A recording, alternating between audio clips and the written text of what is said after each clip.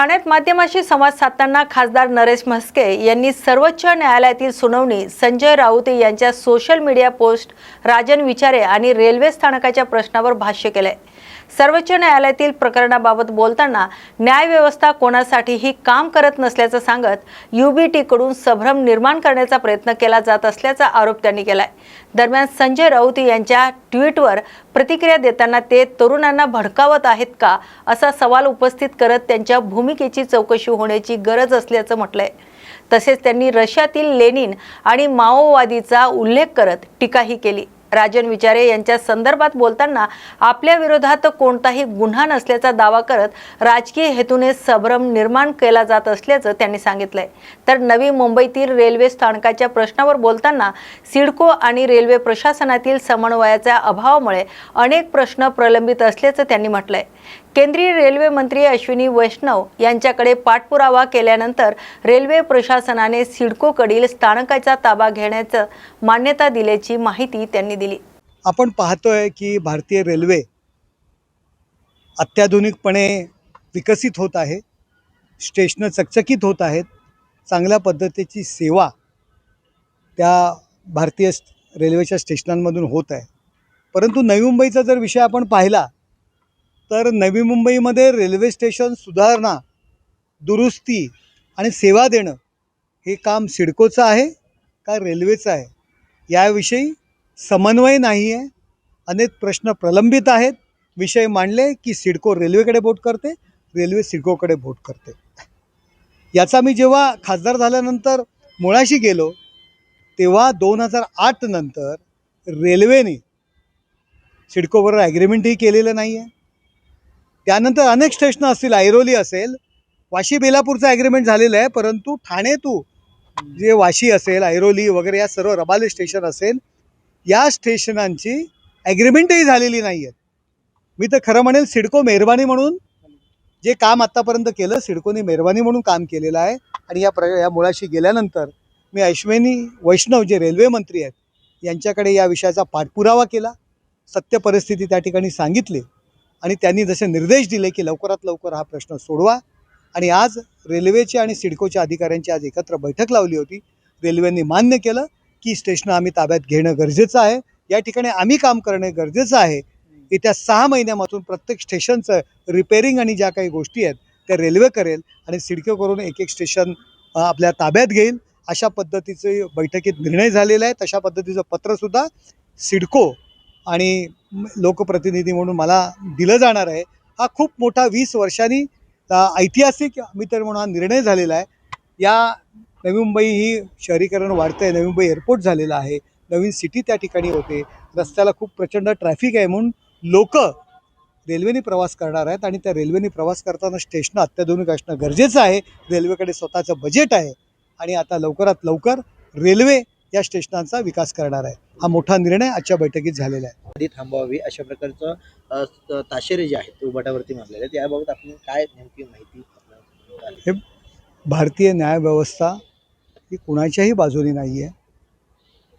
भारतीय न्यायव्यवस्था ही कुणासाठी काम करत नाही हे सर्व श्रुत आहे।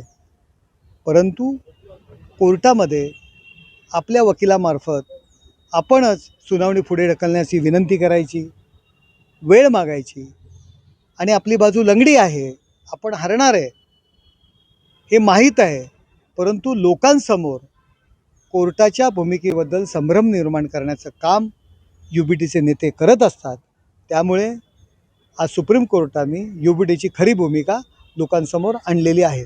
सर, संजय राऊत यांनी एक ट्विट केलेली आहे, त्या ट्विटमधून युवकांचा अपमान केला असं युवा सैनिकांच्या वतीने सांगण्यात येतं आणि त्या विरोधात आंदोलनं देखील झालेली आहेत। आपण कसं बघता या ट्विटकडे? नाही, काय ट्विट केलं त्यांनी ट्विट असं केलेलं आहे की देशांमध्ये जे काही तरुण आहेत हे भरकटलेले आहेत आणि मंद आहेत। कदाचित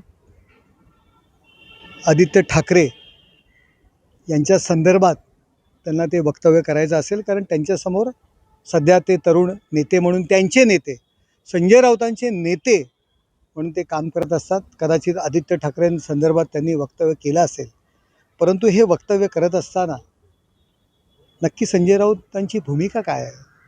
संजय राऊत कुणाला आदर्श मानत आहेत? रशियातील लेनिनला का चीनमधील माओवादाला? जो लेनिनवाद आपण म्हणतो 1917-18 साली झारची यांची सत्ता उलथवून टाकण्याकरता जी रक्तरंजित क्रांती झाली रशियात, परंतु त्या रशियामध्ये लेनिन यांनी अनेक सर्वसामान्य माणसांचा सुद्धा मारून टाकलेला आहे, भविष्यातील नेतृत्व संपवलेलं आहे. अशा लेनिनवादाचे ते पुरस्कर्ते आहेत का? जो माओवाद नक्षलवाद म्हणून जो आपल्या हिंदुस्थानामध्ये सुद्धा अनेक चुकीच्या कारवाया करत आहे, अनेक घातक कारवाया करत आहे, त्याचं कौतुक संजय राऊत करतायत का? नक्की काय संजय राऊत तरुणांची माती भडकवत आहेत का? नक्की काय करतायत? ही मला तर आता संशय यायला लागला आहे की अर्बन नक्षलवाद म्हणतात. संजय राऊत नक्की या अर्बन नक्षलवादाचा भाग आहे का, याची चौकशी सरकारने करणं गरजेचं आहे. राजन विचारेने सुप्रीम कोर्टात याचिका टाकली होती ती कुठे ती फेटाळलेली आहे. तुम्हाला मोठा दिलासा मिळाला. नाही, दिलासा मिळण्याचा विषयच येत नाही आहे. ऑलरेडी हायकोर्टाने ती याचिका फेटाळली होती, त्यानंतर ते सुप्रीम कोर्टात गेले होते. जो गुन्हा माझ्यावरती नाहीच आहे, कुठला गुन्हा मी लपवलेलाच नाही आहे, परंतु चुकीच्या पद्धतीने संभ्रम निर्माण करणं आणि बरोबर असलेले कार्यकर्ते थांबवण्याकरता अशा पद्धतीचे त्यांनी कृत्य केले होते. तो विषय कुठला आहे, कुठल्या विषयाची ती याचिका होती? ज्यावेळी मनसेची निर्मिती झाली त्यावेळी ठाण्यामध्ये मनसेची सभा उधळली गेली. हे काम हा बाळासाहेबांचा आदेश होता आणि ती सभा उधळण्यामध्ये नरेश म्हस्केचा हात आहे आणि त्याच्यामध्ये त्यांना शिक्षा झाली होती. अशा पद्धतीचा आरोप त्यांनी मला केला होता. पक्षाकरता अनेक गोष्टी या नरेश म्हस्केंनी सहन केलेल्या आहेत, पक्षाचा आदेश मानलेला आहे आणि आदेशावर कृत्य केली आहेत नाही आहेत ठाण्यातील जनतेला माहिती आहे. परंतु स्वतःची कातडी वाचवण्याकरता अशा पद्धतीचा जो आरोप माझ्यावर केला होता, हायकोर्टाने सुद्धा त्यांची याचिका खारिज केली होती आणि सुप्रीम कोर्टाने पण आज केलेली आहे. त्यामुळे दिलासा कसला? दिलासाचा विषयच येत नाही आहे. राजन विचारे यांची सगळीकडे हार होते. लोकसभेत हार झाली, विधानसभेत हार झाली, नगरसेवकाला हार झाली, आता कोर्टात पण हार झाली.